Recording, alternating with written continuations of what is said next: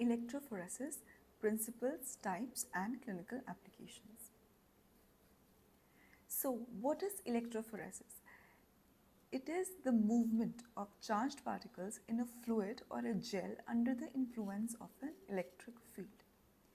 The purpose of which is to separate biomolecules like proteins, DNA, RNA based on charge, size, and shape. So the clinical relevance is that it is used in the diagnosis of hemoglobinopathies, monoclonal gammopathies, and genetic disorders. So what is the principle of electrophoresis? The principle here is that the charged molecules, they migrate when exposed to an electric field.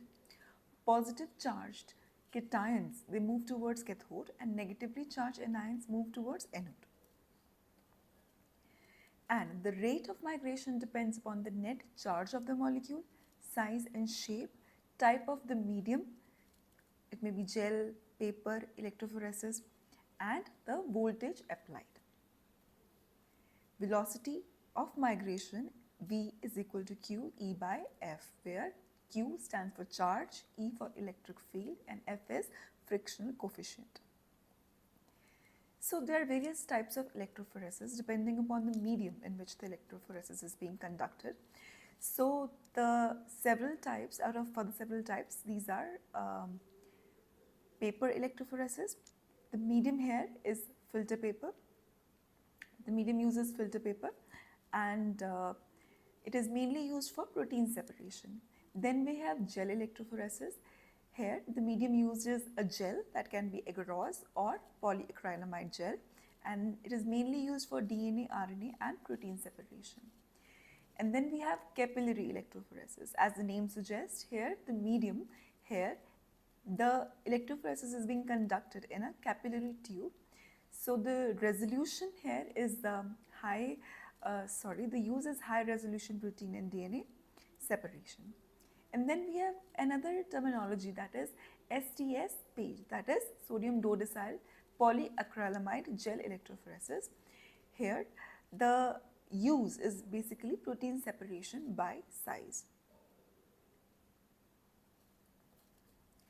So in brief, I'll explain what is agarose versus polyacrylamide gel. So both of them are gel electrophoresis. Agarose gel electrophoresis uses agarose as a medium, and it is used for DNA and RNA separation. The resolution is low, it is non-toxic, and pore size is comparatively larger. Whereas in polyacrylamide gel electrophoresis, it is mainly used for proteins. It is high resolution, and it is toxic because acrylamide is toxic. The pore size is adjustable, it's small. Electrophoresis of proteins, serum protein electrophoresis. The serum here, the electrophoresis, the protein fractions, they get separated into albumin, alpha 1, alpha 2, beta, and gamma fractions, gamma regions. So it is commonly used in diagnosis of multiple myeloma, chronic liver disease, and nephrotic syndrome. Electrophoresis of DNA, it uses agarose gel and ethidium bromide or cyber green staining. It helps in DNA fingerprinting, PCR product verification, and genetic disease diagnosis. What is the procedure? It is the journal step. Prepare the gel and the buffer, load samples into the wells, connect electrodes, run the current, and visualize the patterns, the bands using UV or dye-based methods. So interpretation of results is mainly based on the bands, which basically represents the molecules. Distance moved correlates with size or charge.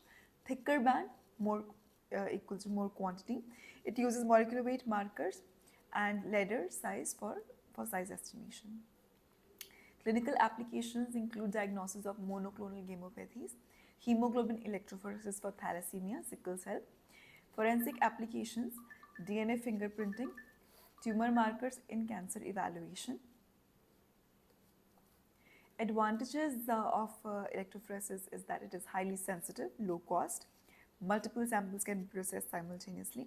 Limitations include it requires technical skill, it is time consuming, and is not quantitative without densitometry.